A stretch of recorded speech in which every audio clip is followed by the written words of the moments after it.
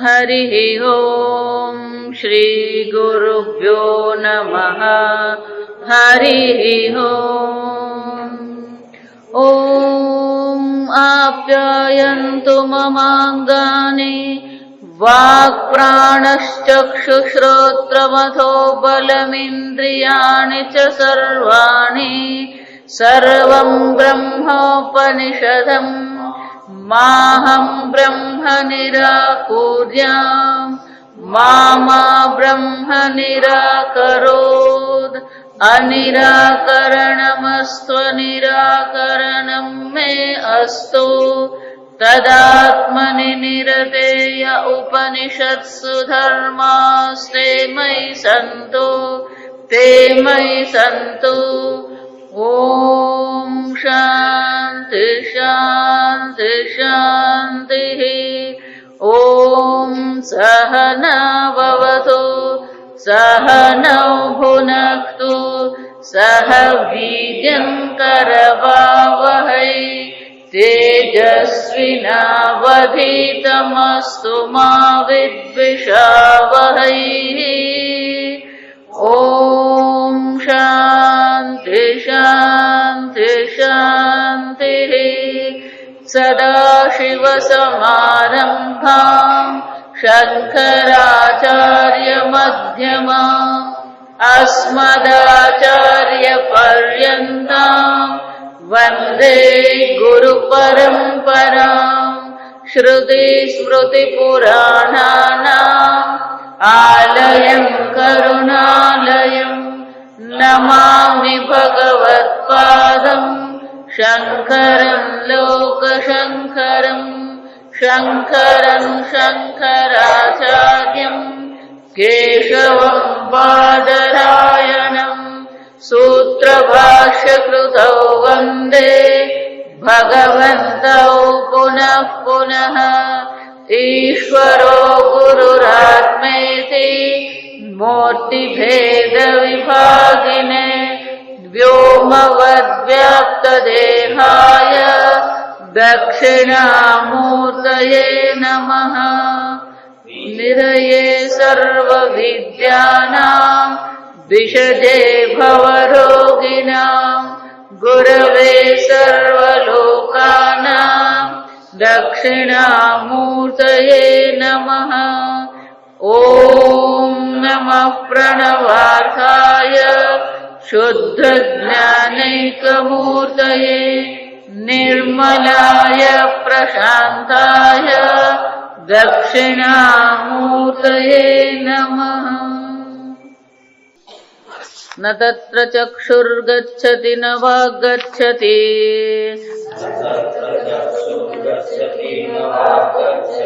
No मनो न विद्मो विजानीमः।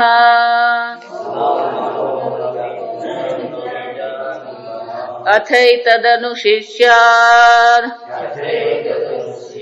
अन्यदेव तद्विदिताद्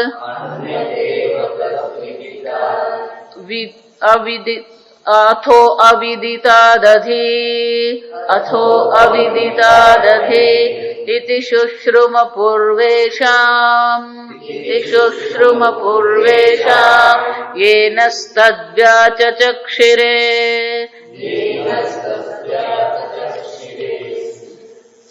शंकराचार्य भाष्य। सर्वात्मनः सर्वविशेषरहितस्य सर्वात्मनः सर्वविशेषरहितस्य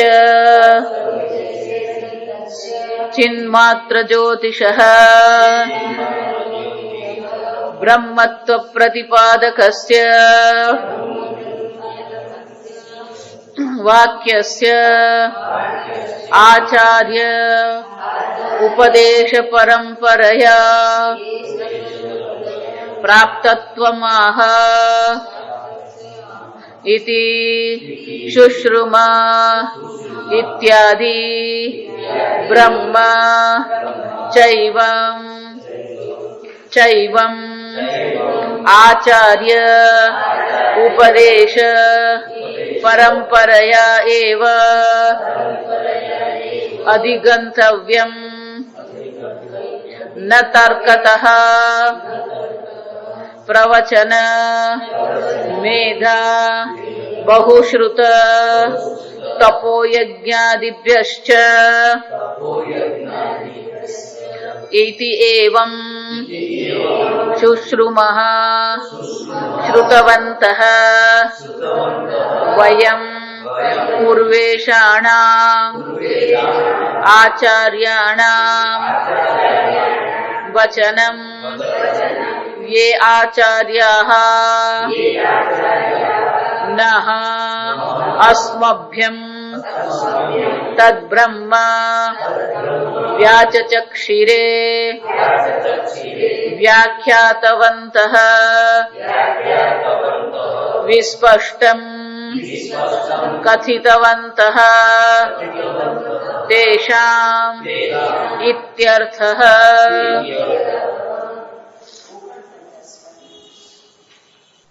सर्वात्मनः सर्वविशेषरहितस्य चिन्मात्र ज्योतिषः ब्रह्मत्व प्रतिपादकस्य वाक्यस्य। શંકરાચાર્યજી છે આ વાક્ય કયું વાક્ય છે? બ્રહ્મ આત્મનઃ પ્રતિપાદકત્વ, આ આત્માના બ્રહ્મપણાને જણાવનાર, પ્રતિપાદકસ્ય એટલે જણાવનાર, આત્માનું બ્રહ્મપણું જણાવનાર જે આ વાક્યો છે એ વાક્યોની પ્રાપ્તિ, વાક્યસ્ય આચાર્ય પરંપરાયા પ્રાપ્તત્વ, આ વાક્યની પ્રાપ્તિ ક્યાંથી થાય છે? આચાર્ય ઉપદેશ પરંપરા, આચાર્યના ઉપદેશની પરંપરા વિના આ વાક્યની પ્રાપ્તિ થતી નથી. ગમે એટલું ઉપનિષદ વાંચીએ ને ગમે એટલા ઇતિહાસ ને પુરાણ વાંચીએ પણ આ બ્રહ્મ જ્ઞાન તો ક્યારે થાય? શંકરાચાર્યજી 13મા અધ્યાયના ભાષ્યમાં બહુ સ્પષ્ટ કહે છે કે આ આચાર્ય અને આચાર્ય, જો વિચાર, 3 વસ્તુ ગઈકાલે કીધું એમ, આચાર્ય છે, આચાર્યનો ઉપદેશ છે, અને ઉપદેશની પણ શું છે? પરંપરા છે. તો આચાર્ય હોવા માત્રથી કઈ થાય ને, આચાર્યનો આપણે ઉપદેશનું શું કરવું પડે? શ્રવણ કરવું પડે. એટલા માટે જ ગીતામાં પણ ભગવાને શું કીધું? તદ્વિદ્ધિ પ્રણિપાતેન પરિપ્રશ્નેન સેવયા ઉપદેક્ષ્યંતિ તે જ્ઞાન. આ આચાર્યની પાસે તમે જાઓ, એને શરણે જાઓ, એની શરણાગતિ સ્વીકારીએ આપણે, એમની સેવા આપણે કરીએ અને એમને બ્રહ્મ જ્ઞાનને અનુલક્ષીને પ્રશ્ન પૂછીએ, પરિપ્રશ્ને. અને આચાર્ય શું કરશે? શક્તિપાત કરશે, યોગાસન પ્રાણાયામ શીખવશે, ઉપદેક્ષ્યંતિ તે જ્ઞાનમ, એ જ્ઞાનનો તને ઉપદેશ કરશે. અને એટલે શંકરાચાર્યજી કહે છે આ વાક્યની પ્રાપ્તિ ક્યાંથી થાય છે? એટલા માટે જ અહીંયા શું કીધું કે તમે આવું કેમ કરો છો? વિદિતા વિદિતા અભ્યામ, તો કે છે ઇતિ શુશ્રુમ પૂર્વેશામ, પૂર્વેશામ આચાર્યાનામ, પહેલાના પૂર્વના આચાર્યો પાસે અમે આ પ્રકારથી શુશ્રુમ, અમે આ પ્રકારથી શ્રવણ કર્યું. અને આ શ્રવણ કરવા માટેના વાક્ય પણ, ઉપદેશ કરવા માટેના વાક્ય પણ અમે કોની પાસેથી મેળવ્યા છે? આ પ્રકારથી જ ઉપદેશ કરવો જોઈએ. અને આ પ્રકારથી ઉપદેશ કરવામાં આવે તો જ શિષ્યને જ્ઞાન થઈ શકે. અને એટલે શંકરાચાર્યજી કહે છે આ વાક્ય ઇતિ શુશ્રુમ પૂર્વેશામ, અમે આ પ્રકારથી જ સાંભળ્યું છે અને અમે જે પ્રકારથી અમારા આચાર્યો પાસે સાંભળ્યું છે એ જ પ્રકારથી અમે અત્યારે તમને ઉપદેશ કરી રહ્યા છે. આમ આચાર્યની પણ પરંપરા છે, જ્ઞાનની પણ પરંપરા છે, ઉપદેશની પણ પરંપરા છે. આ પરંપરા વિના જ્ઞાન થાય નહીં. અને એટલે શંકરાચાર્યજી કહે છે આ વાક્ય પણ ક્યાંથી પ્રાપ્ત થયું? જો સમજો, અમે આ પ્રકારથી સાંભળ્યું. જો આ બહુ સુંદર છે. 1000 વર્ષ પહેલા પણ જયારે કોઈ ગીતા ભણે તો એને માટે તો વાક્ય કયું છે? તદ્વિદ્ધિ પ્રણિપાતેન પરિપ્રશ્નેન. જો સમજ, 1000 વર્ષ પહેલા પણ જયારે મુંડક ઉપનિષદ ભણાવવામાં આવ્યું ત્યારે પણ ત્યાં શું કહેવામાં આવ્યું? સગુરુમેવ વિગચ્છેત શ્રોત્રિયમ બ્રહ્મનિષ્ઠમ. એના પણ 1000 વર્ષ પહેલા જે ભણવા ગયો એને માટે પણ વાક્ય તો કયું છે? એ જ વાક્ય છે. જો સમજો, વાક્ય તો એનું એ જ છે, વાક્યમાં કોઈ ફરક નહીં પડે, મંત્ર તો એ જ છે. એટલે શંકરાચાર્યજી કહે છે ઇતિ શુશ્રુમ પૂર્વેશામ પણ વાક્ય ક્યાંથી પ્રાપ્ત થયું? અમારા આચાર્યએ અમને એવું જ કીધું તું, અમે આ પ્રકારથી જ અમારા આચાર્ય પાસે શ્રવણ કર્યું અને અમે પણ તમને એ જ કહીએ છીએ કે અમારા આચાર્યો પાસે અમે આ પ્રકારથી જ શ્રવણ કર્યું છે. આમ ઉપદેશની પણ પરંપરા છે. ઇતિશુશ્રમ પૂર્વેશામ શંકરાચાર્ય શું કહે છે? પરંપરાયા પ્રાપ્તમ, પરંપરાથી આ વાક્ય પણ પ્રાપ્ત જ છે. અમને પણ આ જ પ્રકારથી કહેવામાં આવ્યું હતું. જો આ સમજવા, એટલા માટે કહું, કદાચ પ્રક્રિયા બદલાય, પણ પ્રક્રિયા બદલાવાથી ઉપદેશ બદલાતો નથી. એટલા માટે જુદા જુદા આચાર્યો પાસે આપણે શ્રવણ કરીએ તો દરેકની પ્રક્રિયા, દરેકના ઉપદેશ અલગ અલગ હોય, દરેકના દ્રષ્ટાંતો અલગ અલગ હોય, પણ જ્ઞાન તો આ જ છે. એટલે કહું છું, પરંપરા વિના આ જ્ઞાન શક્ય જ નથી. હંમેશા પરંપરા જ જોવાની હોય. એટલે 13મા અધ્યાયમાં શંકરાચાર્યજી બહુ સ્પષ્ટ કે છે. 2 વાક્ય શંકરાચાર્યજી બહુ કડક છે. હું મારો ઉપદેશનો પ્રારંભ કર્યો ને ત્યારથી હું આ બધાને કહું, પણ ઘણા એવા છે કે જે લોકોને ખોટું લાગી ગયું ને આવતા બંધ થઈ ગયા. જો આ વિચારો, બહુ સુંદર વાક્ય છે. સર્વ શાસ્ત્રજ્ઞોપી, જા સમજ, સર્વ શાસ્ત્રનો જાણકાર હોય તો પણ, સર્વ શાસ્ત્રજ્ઞોપી, સર્વ શાસ્ત્રનો જાણકાર ધારો કે કોઈ વ્યક્તિ છે, છતાં પણ એને જો આ બ્રહ્મ અન્વેષણમ એટલે બ્રહ્મ જ્ઞાન એને પ્રાપ્ત કરવું હોય તો એને પણ શું કરવું પડે? કોઈક આચાર્યમાં પરંપરામાં બેસવું પડે, ઉપદેશનું શ્રવણ કરવું પડે. એટલે શું કહે? સર્વશાસ્ત્રજ્ઞોપી સ્વાતંત્રેણ બ્રહ્મ અન્વેષણમ ન કુર્યા. સ્વતંત્રપણે કોઈ બ્રહ્મ અન્વેષણમ, આ બ્રહ્મને શોધી શકે નહીં. અન્વેષણ એટલે શોધવું. ગમે એવા તમે પંડિતો જો, ચિન્મયજી એટલા માટે હંમેશા કહેતા, તમે ભલે તમારા ક્ષેત્રમાં હોશિયાર છો, ભલે તમારા ક્ષેત્રમાં તમે કરોડ કમાવ છો, પણ બ્રહ્મ જ્ઞાનની ચર્ચા આવે ત્યાં તો તમારે આચાર્યના પગ પકડવા જ પડે. પ્રણિપાતે ને પરિપ્રશ્ને. તમારા ક્ષેત્રમાં તમે હોશિયાર છો, ભલે તમે ડોક્ટર છો ને વકીલ છો, પણ બ્રહ્મ જ્ઞાનની ચર્ચા આવે ત્યારે તમારે તો શું કરવું પડે? વાક્ય તો એને માટે પણ આ જ છે, તદ્વિધિ પ્રણિપાતે ને પરિપ્રશ્ને. જો સમજવા, એટલે શંકરાચાર્યજી કહે છે છેવટે પરંપરાની પણ જરૂર છે, અને ગમે એટલી તમારી બુદ્ધિ હોય પણ જાતે વાંચો ને તો આ જ્ઞાન નહીં થાય. એટલા માટે જેટલા મારી પાસે નવા આવે ને એ લોકોને પણ એવું થાય કે ના રે અમે તો બધું વાંચીને કરી લઈએ. એટલે હું હંમેશા કહું કે વાંચો, અને કાલે આવીને મને કહી દો શું સમજાયું. વિચારો, આની પાછળ પણ તર્ક રહેલો છે, આ સમજવા. ભલે તમારી બુદ્ધિ ગમે એવી, જો વિચારી જો. આગળ આપણે જોઈ ગયા આ આત્મા જે છે કેવો છે? ઇન્દ્રિયોનો પણ ઇન્દ્રિય છે, મનનો પણ મન છે. એટલે મનમાં આપણને શંકરાચાર્યજી કહી ગયા મન એટલે સંપૂર્ણ અંતઃકરણ ત્યાં છે, એટલે મનમાં બુદ્ધિ પણ આવી જ ગઈ. મનસઃ મન જયારે એમ કહેવામાં આવ્યું ત્યારે શંકરાચાર્ય ભાષ્યમાં શું કીધું? સંપૂર્ણ અંતઃકરણ છે. મનનું પણ મન એ જ છે, બુદ્ધિનું પણ બુદ્ધિ કોણ છે? એ આત્મા છે. જો વિચાર, તો બુદ્ધિને પણ બુદ્ધિ બનાવનાર એ ચૈતન્ય આત્મા છે. એ બુદ્ધિ, આગળ મેં કીધું એમ, ટેલિસ્કોપ થી ખગોળશાસ્ત્રી તારાઓ જોઈ શકે, દૂરબીનથી દૂરની વસ્તુ જોઈ શકાય, પણ દૂરબીનથી ખગોળશાસ્ત્રી પોતાને જોઈ શકે? એ જ રીતે મન અને બુદ્ધિ શું છે? સાધન છે, અંતઃકરણ. કરણ એટલે સાધન. આ ઇન્દ્રિય બાહ્યકરણ છે, મન બુદ્ધિ અંતઃકરણ છે. એ અંતઃકરણ શું કરી શકે? બાહ્ય વિષયોના દર્શન કરી શકે. એ બુદ્ધિ આત્માના જાતે દર્શન કરી શકે ને. સમજવાનું છે. એટલે તમે અંતર્મુખ બનો ને તેમ નહીં માનવું. અંતર્મુખ બની ગયા બુદ્ધિ આમ ગોળ ફરી ગઈ, હવે આ જગતની જો આત્માને જો, એવું છે? શક્ય જ નથી. તમે જાતે બુદ્ધિથી આત્માને જાણી શકો જ નહીં, કારણ કે આત્મા એ બુદ્ધિનું શું છે? અધિષ્ઠાન છે. આગળ આપણે જોયું એમ, વિચાર છે ત્યારે પણ આત્મા છે, વિચાર નથી ત્યારે પણ આત્મા છે જ. વિચાર ઉઠ્યો ત્યારે પણ કોણ છે? ચૈતન્ય વત્તા નામ રૂપ છે.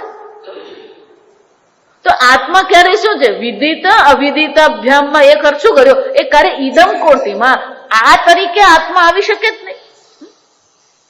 જ્યારે એ મન બુદ્ધિની સામે આવતો જ નથી, પ્રત્યક્ષ થતો જ નથી, તો એને તમે જાણવાના કેવી રીતે?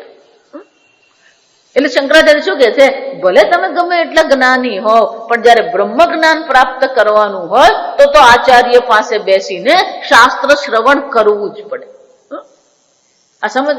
અને એટલે શંકરાચાર્યજી કે છે આ ઇતિ શુશ્રુમ પૂર્વેશામ જે વાક્ય છે એ પણ ક્યાંથી પ્રાપ્ત થયું છે? એ પણ પરંપરાથી જ પ્રાપ્ત વાક્ય. અમારા આચાર્યએ અમને આવું જ કીધું તું, ઇતિ શુશ્રુમ પૂર્વેશામ. અમે તમને આ જ કહીએ છીએ, ઇતિ શુશ્રુમ પૂર્વેશામ. શુશ્રુમ અમે સાંભળ્યું હતું, પૂર્વેશામ આચાર્યાણામ પૂર્વના આચાર્યો પાસે અમે આ પ્રકારથી જ સાંભળ્યું હતું, અને તમને પણ અમે આ પ્રકારથી જ ઉપદેશ કરી રહ્યા છે. જો સમજો, જો વિચાર, ગમે એવી આધુનિકતા આવે, આ સમજો, ગમે તેટલી આધુનિકતા આવે, પણ તમારે શરીરને સ્નાન કરાવવું હોય તો પદ્ધતિ કેટલી? ગમે એવા આધુનિક કપડા આવે, ટી શર્ટ પહેરવાની પદ્ધતિ કેટલી? ગમે એટલી આધુનિકતા, ટેબલ મેનર્સ કહેવાય એને, પણ ખાવાનું તો શું છે? મોઢામાં જ મૂકવાનું છે. તમે ચમચીથી મૂકો કે હાથથી મૂકો, છેવટે ભોજન તો ક્યાં મૂકવાનું છે? મોઢામાં જ મૂકવાનું છે. ગમે એવી તમારી પાસે લક્ઝરી હોય, સુવિધાઓ હોય, પણ સુવાનું તો ખાટલામાં જ છે. આ સમજો, કરોડપતિ ખાટલામાં જ સુઈ જાય, તમે શું કરો છો? ખાટલા. એનો ખાટલો લાખનો છે, તમારો ખાટલો 100 રૂપિયાનો. જ્યાં સમજો, વિચારી દો. અને કરોડપતિ ઊંઘી ગયો પછી બધું ગાયબ થઈ જાય, તમે ઊંઘી ગયા પછી પણ શું છે? જો વિચારી જુઓ, શંકરાચાર્યજી એક જગ્યાએ ભાષ્યમાં બહુ સરસ કહે કે રાજાની નિદ્રા અને ભિખારીની નિદ્રામાં શું ફરક? કરોડપતિની નિદ્રા હોય કે ભિખારીની નિદ્રા હોય, નિદ્રા તો શું છે? નિદ્રા જ છે. આ વિચારવાનું છે. ખાવાનું કહીએ, નાહવાનું કહીએ, કપડા કહીએ, રહેવાનું કહીએ, છેવટે તમારે શું કરવાનું? એક જ સરખું છે. જો એટલા માટે કહો, આપણે જેનાથી અભિમાન કરીને ચાલીએ છીએ ને, એ બધું નકામું છે. તમારું ટીવી ગમે એવું હોય, પણ જોવાનું તો 2 આંખથી જ છે. ટીવી ગમે એવું, તમારું સાઉન્ડ સિસ્ટમ ગમે તે હોય, સાંભળવાનું તો શું છે? આ 2 કાન જ છે. વિચારી જો, શું ફરક પડ્યો? ખાવાની પરંપરા બદલાય, કપડા પહેરવાની પરંપરા બદલાય, વાતો કરવાની પરંપરા બદલાય, શબ્દો બદલાઈ ગયા, માનો પ્રેમ બદલાઈ ગયો. એ જ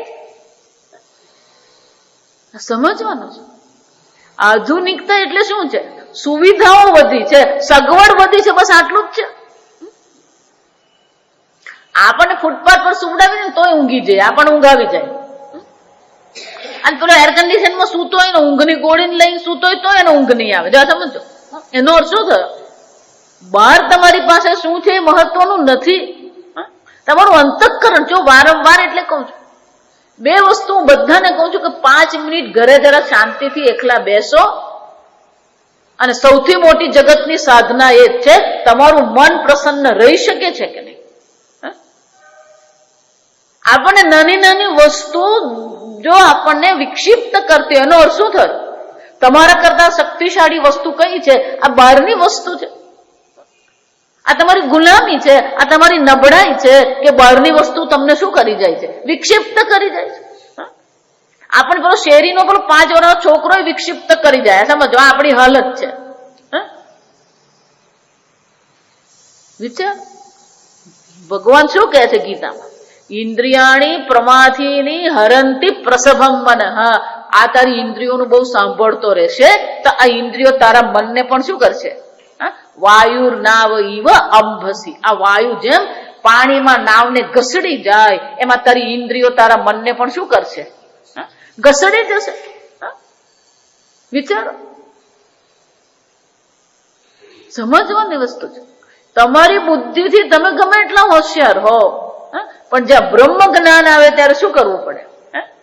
સમાન જ છે, કોઈ ફરક નહીં પડે પરંપરામાં. આ સમજો. ના ના, નવી પદ્ધતિ. જો એટલા માટે આજકાલ લોકો કોની પાછળ પડે? જે મહાત્મા કંઈક નવું આપે ને એટલે એની પાછળ પડે. ઓહો, આ તો નવું છે. કોઈ વસ્તુ નવી નથી, એ લોકો નવી બતાવે છે. આ સમજજો.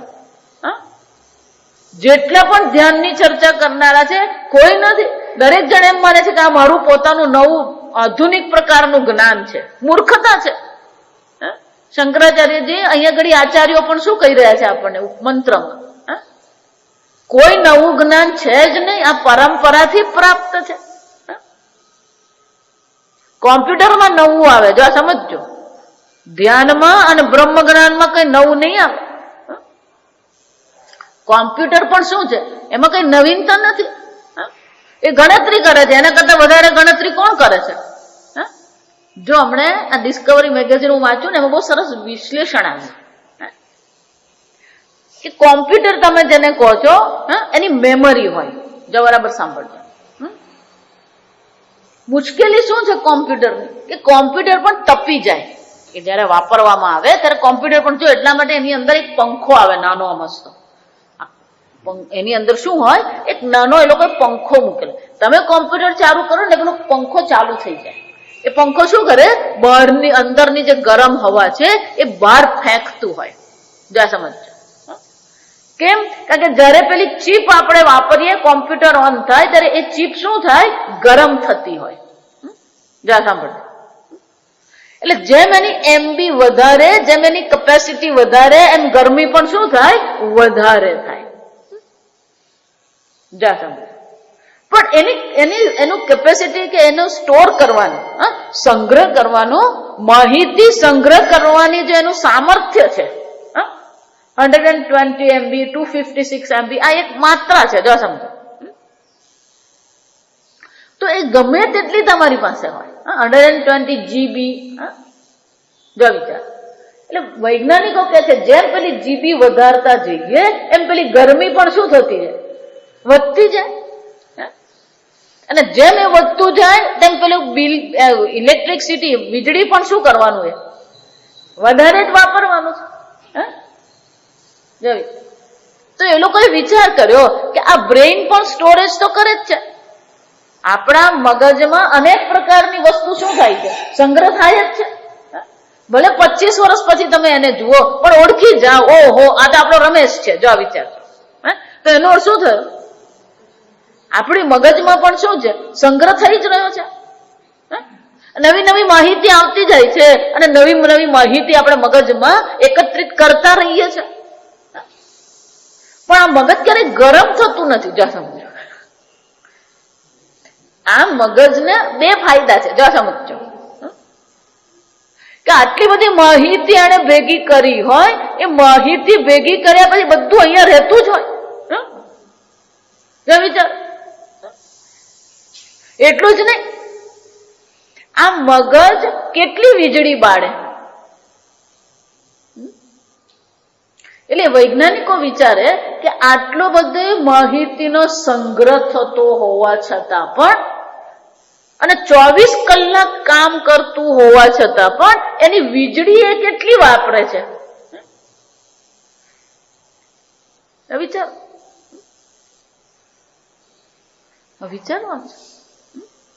એટલે હવે એ લોકો એવું વિચારે છે આ મગજ જેવી રીતે કામ કરે ને એવું આપણે કોમ્પ્યુટર બનાવીએ.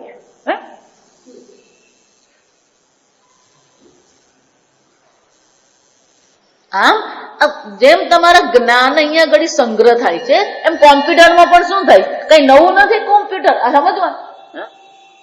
એ પણ એક જ્ઞાનનો સંગ્રહ કરવાનું સાધન છે. કોમ્પ્યુટર એટલે ગણતરી કરવી. જો સમજો. કોમ્પ્યુટર એટલે ગણતરી કરવી.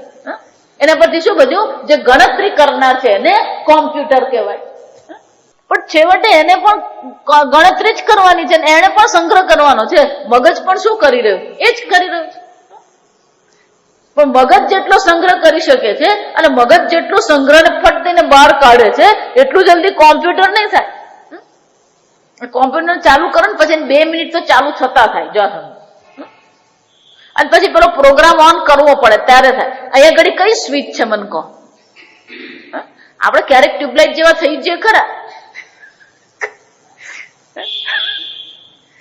સમજો.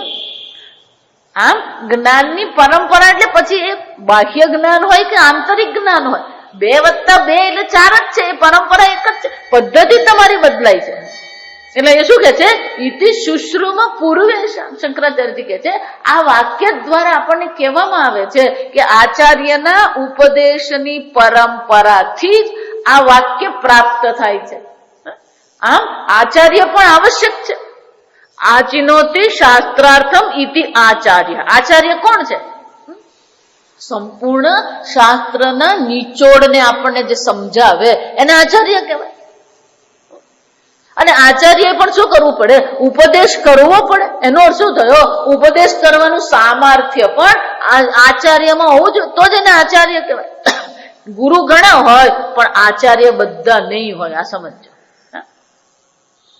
વિચાર, દર વર્ષે કેટલા ચાર્ટર્ડ એકાઉન્ટન્ટ બહાર પડે, કેટલા વકીલો બહાર પડે, કેટલા એન્જિનિયરો બહાર પડે, કેટલા ડોક્ટરો બહાર પડે, અનેક બહાર પડે છે. અને એમાંથી કેટલાય છે જે બહુ સફળતાપૂર્વક ધંધો કરી રહ્યા છે. મોટા મોટા આર્કિટેક્ટો જે છે કે મોટા મોટા ડોક્ટરો છે એ બધા હોશિયાર છે અને બધા સરસ રીતે પ્રેક્ટિસ કરી રહ્યા છે પોતપોતાના ધંધામાં. એ બધા કેવા કુશળ છે. એ ગમે એટલો એના ધંધામાં કુશળ હોય. જો આ સાંભળજો, પણ એને એમ કહીએ કે તું કોલેજમાં જઈને આ જ વસ્તુ ભણાવતો, ચાર્ટર્ડ એકાઉન્ટન્ટ હોય કે વકીલ હોય કે આર્કિટેક્ટ હોય, એ કોલેજમાંથી બહાર પડ્યો ખરો, પણ એમાંના કેટલા પ્રોફેસર બની શકે? બધા પ્રોફેસર બની શકે? આર્કિટેક્ટ ભણવું એક વસ્તુ છે, આર્કિટેક્ટ ભણાવવું એ બીજી વસ્તુ છે, અને આર્કિટેક્ટનો ધંધો કરવો ત્રીજી વસ્તુ છે. આમ ગુરુ ઘણા હોઈ શકે પણ આચાર્ય શોધવા પડે. અને આચાર્ય એમ મળે ને, એટલે હું કઠોપનિષદમાં આપણે જોઈ ગયા, આશ્ચર્ય વક્તા કુશલાનુશિષ્ટ. આ વક્તા કોણ છે? આશ્ચર્ય જ છે. ગુરુ ઘણા હોઈ શકે પણ આ ઉપદેશની પરંપરાને અનુરૂપ ઉપદેશ કરનારા કેટલા? વિચારવાનું. અને એટલા માટે આશ્ચર્ય વક્તા કુશલાનુશિષ્ટ આશ્ચર્ય જ્ઞાતા. જાણવા વાળો આશ્ચર્ય જ છે, જાણ્યા પછી ઉપદેશ કરનાર પણ કોણ છે? આશ્ચર્ય છે. કે બધા કઈ પ્રોફેસર બની શકે નહીં. જો એટલા માટે સ્કૂલમાં નિયમ છે, પેલો બીએડ કરેલું હોય તો જ એને આપણે શિક્ષક તરીકે લઈ શકીએ. બીએડ એટલે શું છે? ભણાવતા શીખવાનું છે. એમએડ કરવાનું હોય, બીએડ કરવાનું હોય, આ બધું જરૂરી છે આપણા માટે. કારણ કે એ ભણાવવાની પણ પ્રક્રિયા છે, ઉપદેશની પણ પ્રક્રિયા છે. અને એટલે શંકરાચાર્યજી કહે છે આ પરંપરાથી જ પ્રાપ્ત છે. કોઈ સ્વયંભૂ ગુરુ નથી અને કોઈને સ્વયંભૂ જ્ઞાન થાય નહીં. એટલે શંકરાચાર્યજી આગળ આ વસ્તુ સમજાવે છે. જો આ સમજ, આ જ વાત સમજાવતા કે છે બ્રહ્મ છે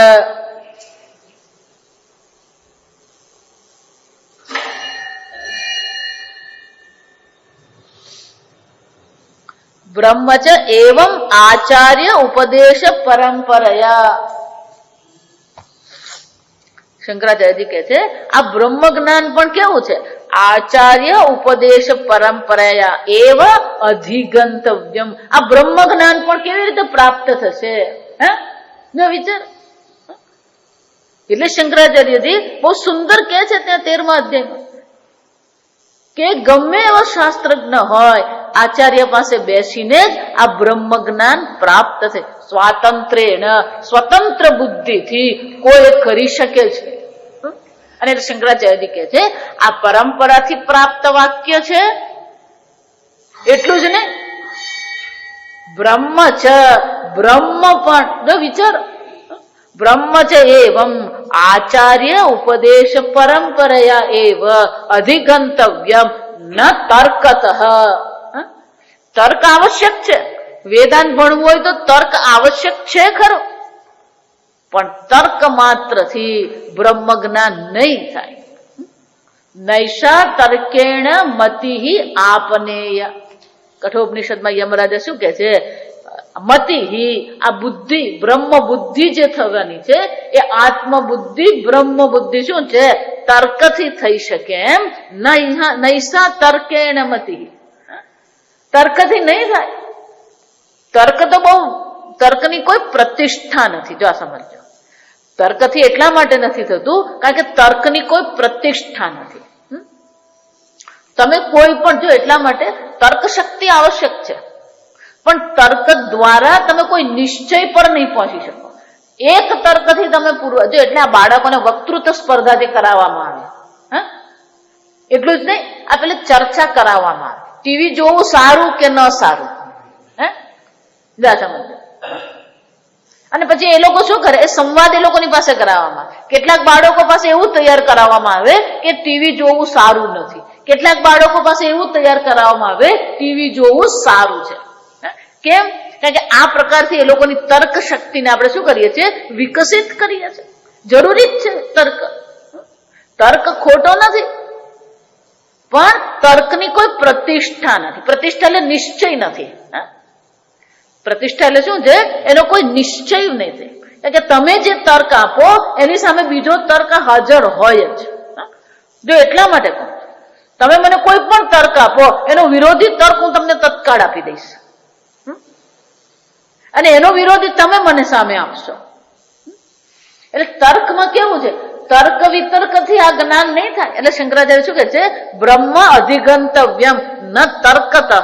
તર્કથી આ બ્રહ્મને પ્રાપ્ત કરવાનું નથી. આચાર્ય ઉપદેશ પરંપરાયા, આચાર્યના ઉપદેશ દ્વારા જ, એ ઉપદેશની પરંપરા દ્વારા જ આ બ્રહ્મ પ્રાપ્ત કરી શકાય. જો એટલું જ નહીં, શંકરાચાર્યજી કહે છે ન પ્રવચન મેધા બહુશ્રુત તપોયજ્ઞાદિભ્યશ્ચ. આ બ્રહ્મ જ્ઞાન બહુ તપશ્ચર્યા કરવાથી પ્રાપ્ત થતું નથી, બહુ પ્રવચન કરવાથી નહીં. જો આ સમજો, આ વાક્ય ખરેખર છે, આ મંત્ર કયો છે? કઠોપનિષદનો જ મંત્ર છે. નાયમાત્મા પ્રવચને ન લભ્ય ન મેધયા ન બહુના શ્રુતેન. બહુ વેદાંત સાંભળજો. એટલા માટે કહું, વેદાંત બહુ સાંભળીએ ને એનો પછી આપણને અપચો થઈ જાય. વેદાંત સાંભળ્યા પછી એને પણ શું કરવું પડે? વાગોળીને પચાવવું પડે. અને જે કહેવામાં આવ્યું છે એને અનુરૂપ આપણે ચિંતન કરીએ. એટલે ત્યાં કઠોપનિષદમાં યમરાજા શું કે છે? નાયમાત્મા પ્રવચને ન લભ્ય. આત્મા પ્રવચનથી પ્રાપ્ત થતું નથી. ન મેધયા. મેધા કોને કહેવાય?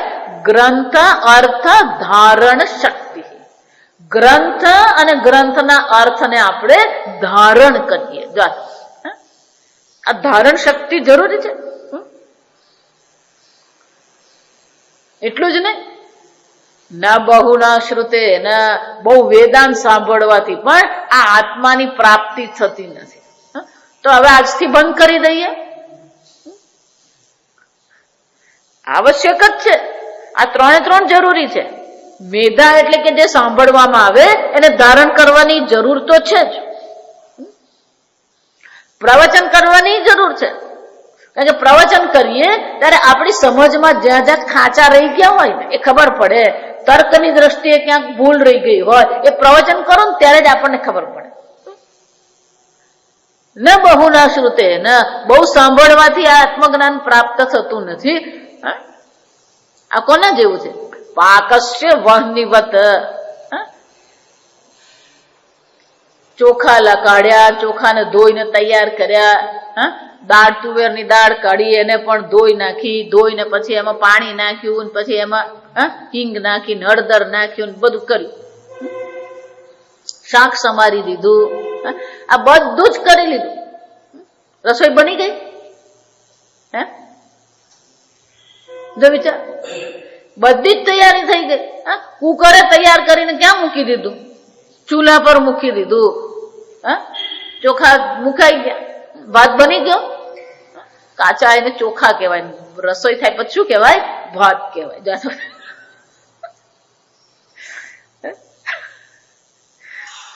અને છોટલા કાઢેલી નહીં હોય એને ડાંગર કહેવાય.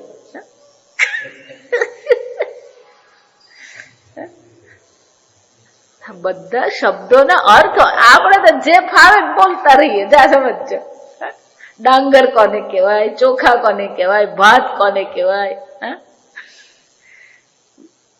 ચોખા મૂકી દીધા, ભાત બની ગયો નહીં. કેમ? વહની વત. વહની એટલે અગ્નિ. બધી રસોડામાં તૈયારી થઈ ગઈ, પણ અગ્નિ જ નહીં હોય તો રસોઈ માટે, ભોજન માટે મુખ્ય કારણ કયું છે? અગ્નિ છે. પણ અગ્નિથી રસોઈ થાય એટલે એનો અર્થ નથી કે બજારમાં જઈને શાક નથી લઈ આવવાનું. બજારમાંથી શાક તો લાવવાનું જ છે, તૈયારી તો કરવાની જ છે. પણ છેલ્લી તૈયારી કઈ છે? આ અગ્નિ દ્વારા. જો એમ આપણે એમ નથી કહેતા પ્રવચન નહીં કરવાનું, આપણે એમ નથી કહેતા ગ્રંથ ધારણ નથી કરવાનું, આપણે એમ નથી કહેતા કે બહુ શ્રવણ નથી કરવાનું. આ તો કરવાનું જ છે. જેમ પેલું શાક સમારવાનું હોય ને, તુવેર લાવવાની હોય ને, બધું કરવાનું છે. એ તો બધી તૈયારી કરવાની જ છે. પણ આટલા માત્રથી બ્રહ્મ જ્ઞાન નથી થતું. એટલે યમરાજા કે છે, નાયમાત્મા પ્રવચને ન લભ્ય ન મેધયા ન બહુના શ્રુતેન. આટલું પૂરતું નથી. આટલું કર્યા પછી હજી કંઈક કરવાનું બાકી છે. જો એટલા માટે કેટલાક લોકોને આ વેદાંત સાંભળતા હોય ને, એટલે એ લોકોના મગજમાં એવું છે, અમે તો બહુ સાંભળીએ છીએ.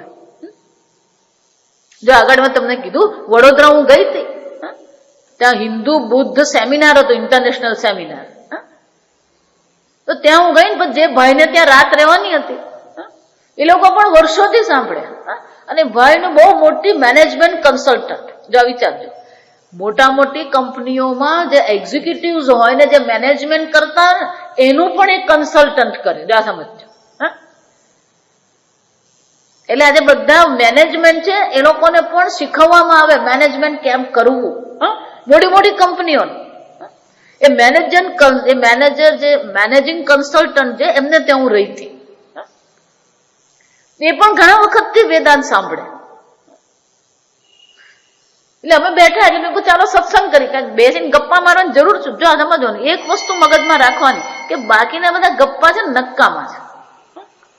થોડા પણ આપણે નવરાશ મળે ને તો કંઈક આપણે શાસ્ત્ર અધ્યયન કરીએ, કંઈક નવું શીખીએ. જો આ સમજો, હું હંમેશા કહું, તમારા મનને જો પ્રસન્ન રાખવું હોય ને,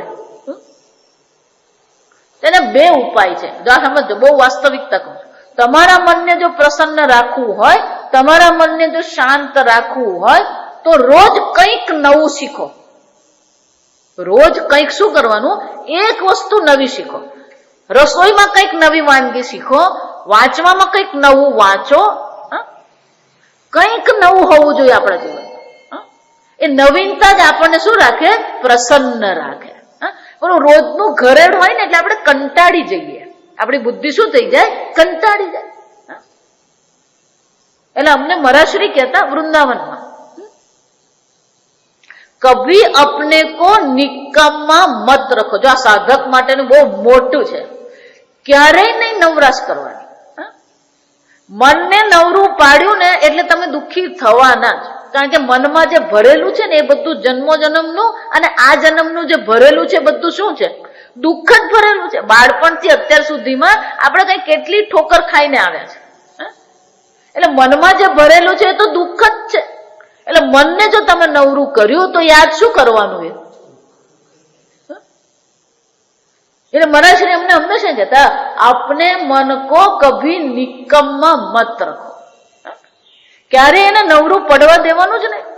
રોજ અને કંઈક નવું નવું આપતા રહેવાનું. આ જગતમાં અનેક પ્રકારના આનંદ છે.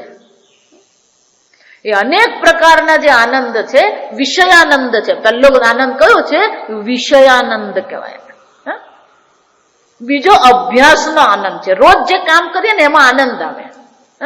રોજ રોજ આપણે જે કામ કરીએ ને, પછી આ રોજ પ્રાણાયામ કરતા હોય, રોજ ચાલવા જતા હોય, આ બહેનો રોજ રસોઈ કરે, એ કરવામાં પણ એ લોકોને શું હોય? આનંદ આવતો હોય. એને અભ્યાસ, આ પહેલવાનો હોય ને, 1 2 1 2 રોજ કરતો હોય, એને આનંદ આવે એમાં. અને અભ્યાસનો આનંદ કહેવાય. આમ અભ્યાસનો પણ આનંદ છે જ, વિષયનો આનંદ છે, અભ્યાસનો આનંદ હોય. જો સમજો, બીજો આસક્તિનો આનંદ હોય, રાગનો, રાગાસ. કેમ? આસક્તિનો આનંદ પણ હોય. મને તો કમળ બહુ જ ગમે, જો સમજો, એ પણ તમને શું આપે? આનંદ આપે. મને દરિયો બહુ જ ગમે, દરિયા કિનારે બેઠા મને બહુ ગમે, તો એ પણ તમને શું આપે છે? એક પ્રકારનો આનંદ આપે છે. તમારી આસક્તિ તમને એક પ્રકારથી આનંદ આપે.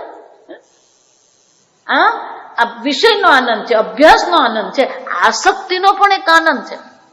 એટલા માટે આ સંબંધોમાં અટવાતા ફરીએ આપણે કે એમાં આપણને આનંદ આવે છે.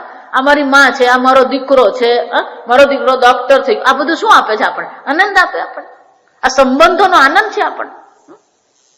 અને એટલે આ પછી આગળ કે છે આ ચોથો આનંદ છે. જો સમજો, આ જગતની અંતર્ગત, આ જગતની અંતર્ગત શ્રેષ્ઠ આનંદ હોય એને વિદ્યાનંદ કહેવામાં આવે. આ જગતની અંતર્ગત સૌથી શ્રેષ્ઠ આનંદ હોય તો એ કયો છે? વિદ્યાનંદ છે. જો શ્રેષ્ઠ આનંદ છે તો તમારા મનને રોજ તમે કંઈક નવું નવું શીખવશો તો શું થશે? વિદ્યાનંદ જો શ્રેષ્ઠ છે અને તમારા મનને જો તમે રોજ કંઈક નવું શીખવો, જો આ સમજો, પછી ભલે એ કોમ્પ્યુટર હોય કે ભલે એ પુસ્તક હોય, હું એમ નથી કહેતી ફક્ત બ્રહ્મ વિદ્યા, રોજ કંઈક નવું શીખો તમે. જો એ નવું શીખવામાં તમને આનંદ આવવા માંડશે તો એનો મોટામાં મોટો ફાયદો એ થશે કે આ વિષયાનંદ ને બધું તમારા માટે શું બની જશે? ગૌણ બની જશે. આ વિચાર. પણ આપણને શું આપજો, એટલે હું મારી બધી વાતો મજાકમાં હું કરતી હોઉં, પણ એ મજાક નથી. આ સમજવાનું. લોકોને એ મજાક જેવું લાગે છે, પણ એ મજાક નથી. આ વિદ્યાનંદમાં જે આનંદ છે એ બીજે ક્યાંય નથી.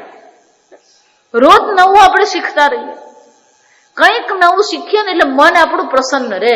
પછી એ બધું વિષય ને અભ્યાસ ને બધું શું થઈ જાય? ગૌણ બની જાય આપણા માટે. અને એ ગૌણ બનવું જોઈએ આપણા માટે. પણ એ ક્યારે બને?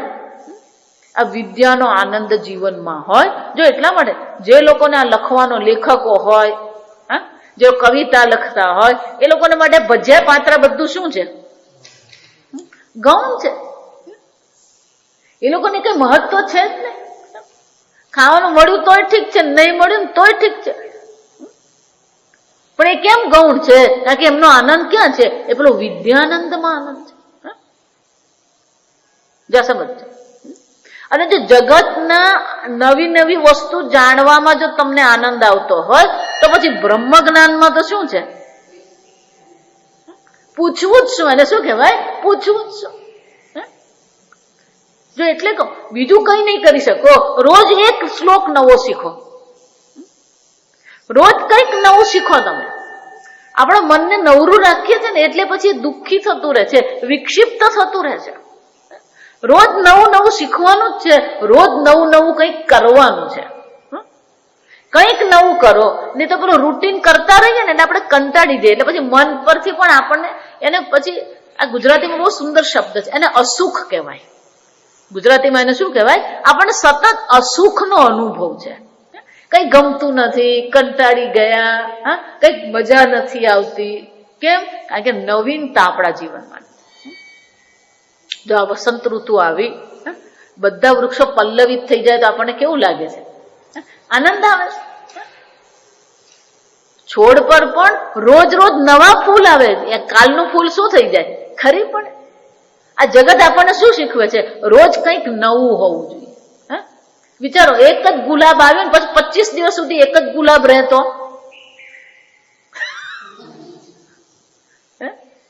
ગુલાબના છોડ પાસે પણ આપણે શું અપેક્ષા રાખીએ છીએ? રોજ નવું ગુલાબ. તો આપણી બુદ્ધિ પણ શું કહે છે?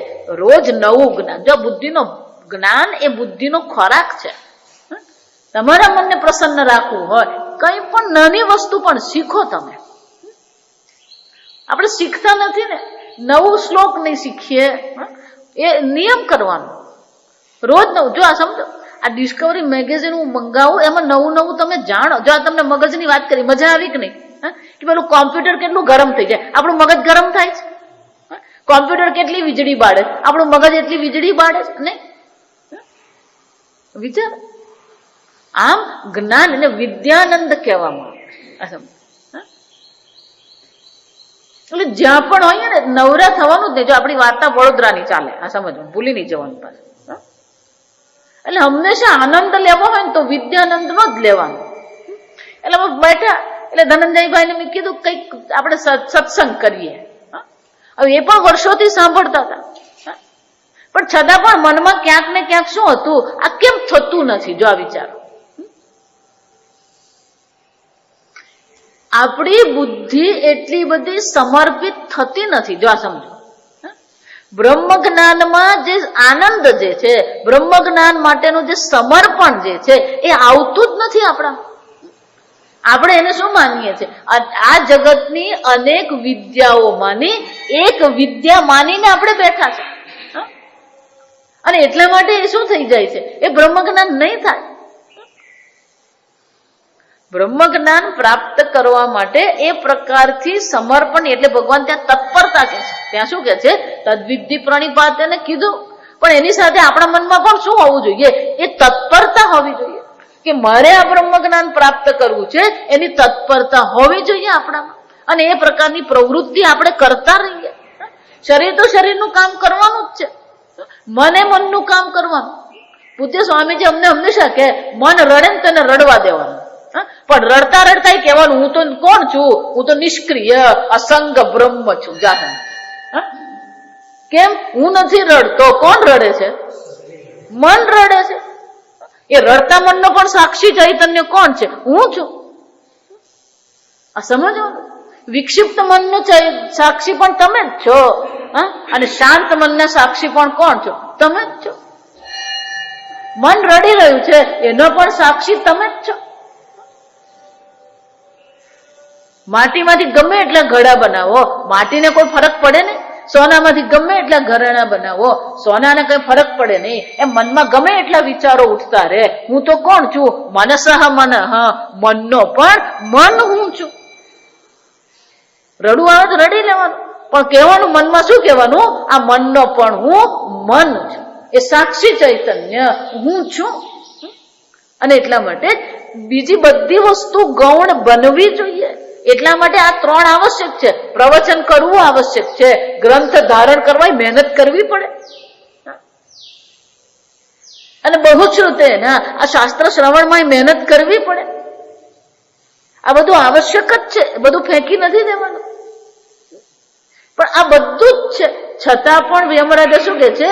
નાયમાત્મા લભ્ય, આ આત્મા પ્રાપ્ત નહીં થાય આટલું કરવા.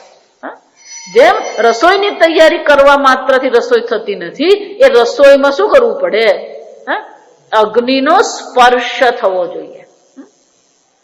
પણ સીધો અગ્નિનો સ્પર્શ કરો તો નહીં ચાલે. ચોખાને આમ ચૂલા પર મૂકી દીધા એટલે ભાત નહીં થઈ જાય. રસોઈની વિશેષતા શું છે? ક્યાં તો એને પાણી દ્વારા, અથવા આ સૌરાષ્ટ્રમાં બધા કોઈ પાણી વાપરે નહીં. જો આ સૌરાષ્ટ્રમાં જઈ આવીને ત્યાંના ભોજનમાં તો કાનક પકડવા પડે. ત્યાંના બધા લોકો રસોઈ કરે, શાક ચડાવે ને એ પાણીથી ચડાવે જ નહીં. અમે તો તેલમાં જ ચડાવીએ. જો આ વિચારી જજો. એ જ રીતે ટેવાઈ ગયેલું, એ લોકોને પેટે ટેવાઈ ગયેલું. અને લાલ મરચું નાખે ને તો પેલું તેલ તો લાલ ચટાક થઈ ગયું હોય, એટલું લાલ મરચું હોય. એક ભાઈને તો હું જમવા ગઈ, મને કે આવું બાફેલું, અમે તો કોઈ મહેમાન આવે ને અને એને જતો નહીં હોય ને તો આવું બાફેલું ખવડાવે તો બીજે દાડે ભાગી જાય. એટલે મહેમાનને ભગાડવા માટે શું કરીએ? આ પાણી વાળું ખવડાવીએ એને. કે તમને હવે આવું ખવડાવવાનું અમને શરમ લાગે છે.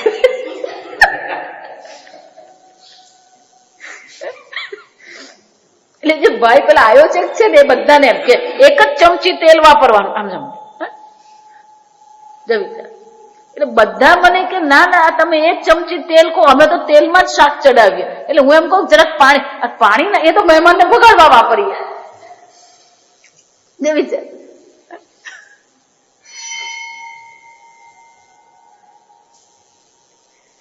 આપણી બુદ્ધિ કેવી છે જો વિચારો. અમુક વસ્તુમાં અટકી પડેલી બુદ્ધિ છે આપણી. રસોઈ કરીએ પણ ગમે તે તેલ દ્વારા કરો કે પાણી દ્વારા કરો, અગ્નિનો સ્પર્શ થવો જોઈએ. જો આ સમજ, પાણીથી કરો કે અગ્નિ તેલથી કરો, પણ પાણી જે પણ વાનગી છે એ વાનગી ક્યારે બને? અગ્નિથી સ્પર્શ થાય તો. એ જ રીતે યમરાજા કે છે નાયમાત્મા પ્રવચને ન લભ્ય ન મેધયા ન બહુના શ્રુતે ન. એ જ શંકરાચાર્યજી અહીંયા આગળ આખો મંત્ર કહેવાને બદલે શું કે છે? પ્રવચન, મેધા, બહુશ્રુત, અને આગળ તર્ક કહી ગયા. જો સમજો તો પછી જ્ઞાન કેવી રીતે થશે? જો વિચાર, બહુ સુંદર કે છે યમરાજ કે એક જ ઉપાય છે જ્ઞાન માટે. સમજો મુખ્ય જે છે એ શું છે? આ બધા ગૌણ છે પણ જરૂરી છે, પણ મુખ્ય કયું છે? પેલો કુંભાર ઘડો બનાવે, આપણે બે જ વસ્તુ વિચારીએ. જો આ સમજ, કુંભાર ઘડો બનાવે તો આમાં બે કારણ આપણે કહીએ, એક માટી અને બીજો કુંભાર. કુંભારને નિમિત્ત કારણ કહીએ, માટી શું છે? ઉપાદાન કારણ છે. પણ વિચારી જુઓ, ખાલી માટી અને કુંભાર હોય એટલે ઘોડો બની જાય? ઘોડો બનાવવા માટે એની શાની જરૂર પડે? ચાકડાની જરૂર પડે, અને ચાકડો ફેરવવા માટે લાકડીની જરૂર પડે. પહેલા શું કરતા?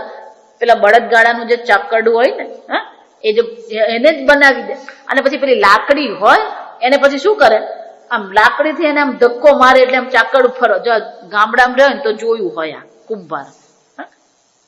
હવે તો એ પણ ઇલેક્ટ્રિકલ આવી ગયા. હવે તો એમાં શું આવી ગયું? એ પેલે ચાકને ફેરવવો નહીં પડે, હવે એમાં પણ વીજળી વાળા આવી ગયા. જેમ પેલું ડાયમંડ કટિંગમાં બધે જ આવી જાય.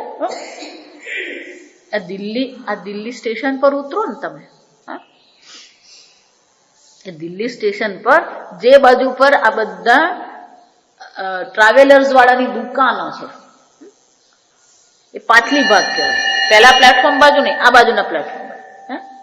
તો ત્યાં તમે બહાર નીકળો ને એટલે તમે જો આખા રસ્તા, આખી લાઈન તમે જુઓ ને તો બધા ટ્રાવેલર્સની દુકાનો છે. અને દુકાનો એટલે કેવડી?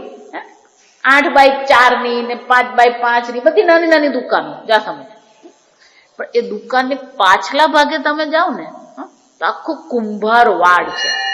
આપણી ભાષામાં એને શું કહેવાય? કુંભાર વાડ. અને ત્યાં જઈને તમે જુઓ તો એ લોકોની પાસે આ ઇલેક્ટ્રિકલ પેલી છે, અને એના પર એ લોકો શું કરે? એ લોકોની પાસે સ્પીડ પણ છે, એટલે સ્પીડ પ્રમાણે કરે, અને પછી એ લોકો ત્યાં આગળ બધા વાસણો બનાવે.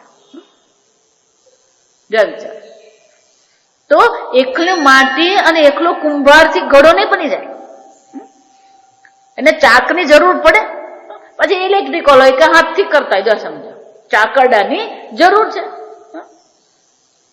એ ચાકડાને લીધે પેલો ગોળ આ થાય.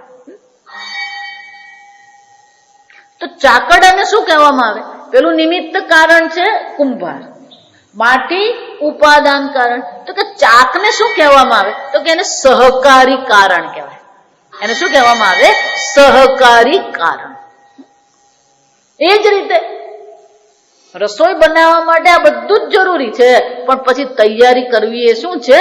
સહકારી કારણ છે. એના વગર થાય નહીં રસોઈ. એમ આ પ્રવચન, ખૂબ પ્રવચન સાંભળવા, ગ્રંથ ધારણ કરવું, પ્રવચન કરવું, બધું કેવું છે? સહકારી છે, આવશ્યક છે. પણ એટલા માત્રથી નહીં થાય. તો કે ક્યારે થાય? જો યમરાજા તો બહુ કડક શબ્દોમાં કહે, યમે વૈશ વૃણુતે તેન લભ્ય. આ આત્માની પ્રાપ્તિ ક્યારે થાય? યમ એવ એષ વૃણુતે. વૃણુતે એટલે કે એનું વરણ કરે છે, એનું શું કરે છે? પસંદગી કરે છે. જે એકમાત્ર, એવા એટલે એકમાત્ર આત્માની જ પસંદગી કરે છે, એને જ આ આત્મજ્ઞાનની પ્રાપ્તિ થાય છે. પણ આપણી મુશ્કેલી શું છે? આપણે કઈ કેટલાય વસ્તુને વરમાળા પહેરાવતા જ ફરીએ. ક્યારે કોણ કોને વરમાળા પહેરાય ખબર જ નહીં પડે આપણને. આપણને એમ થાય કે ઓહો, ક્લાસમાં આવે છે એટલે એને વેદાંતને વરમાળા પહેરાવી. સ્વામીજી કે બહુ અરખાઈ જવાનું જ નહીં. આપણે ગુજરાતીમાં અરખ પદુડા થવાનું જ નહીં. કારણ કે કોણ કોને શું છે વરમાળા પહેરાવી દે, પસંદગી કરી દે, આપણને ખબર નથી. અચાનક વેદાંતમાંથી પેલો ક્યાંક બીજો ઉપડી ગયો હોય, એ ધ્યાનને વરમાળા પહેરાવી દે. સમજો, યમરાજા શું કહે છે? કોનું વરણ કરવાનું છે? આત્માનું. યમ એવ એષઃ, યમ જે એવ માત્ર એષઃ આત્મા વૃણુતે, જે માત્ર આત્માનમ વૃણુતે, આ આત્માનું વરણ કરે છે. બે છે ત્યાં એટલું જ ને, જે આ આત્મા જેનું વરણ કરે છે. વિચાર, તમે આત્માનું વરણ કરો, આત્મા શું કરે? તમારું વરણ કરે. વિચાર. આમ જીવનમાં આત્મજ્ઞાન પ્રાપ્ત કરવું એકમાત્ર જેને માટે લક્ષ્ય છે. એને શું થાય છે?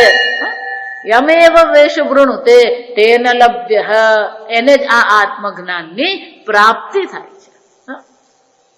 આમ આ પરંપરા દ્વારા પણ આપણને આપણું ફોકસિંગ કહેવાય. એને જીવનમાં આપણું ફોકસિંગ ક્યાં છે? આ કેમેરા પેલા ફોટા પાડવાના હોય ને, તો એને શું કરવું પડે? પેલું ફોકસ કરવું પડે. જો ફોકસ બરાબર નહીં હોય કેમેરામાં, તો શું થવાનું? ફોટો પેલો ઝાંખો આવે. એમ આપણે શાસ્ત્ર શ્રવણ કરીએ તો પેલું આત્મજ્ઞાન આપણા માટે ઝાંખું જ રહે છે. જો સમજ, ડિફ્યુઝ કહેવાય. કેમ છે? કારણ કે પેલું ફોકસિંગ નથી આપણું. અને એટલે શંકરાચાર્યજી કહે છે આ બધું હશે પણ આટલા માત્રથી બ્રહ્મ જ્ઞાન થતું નથી. એટલું જ નહીં, હજી શંકરાચાર્યજીને તો બાકી જ છે કહેવાનું. આટલું પૂરતું નથી એમ નહીં. તપો યજ્ઞાદિભ્યશ્ચ, ગમે એટલી તપશ્ચર્યા કરી હોય, ગમે એટલા યજ્ઞ કર્યા હોય, તો પણ આ આત્મજ્ઞાન પ્રાપ્ત થતું નથી. કેમ?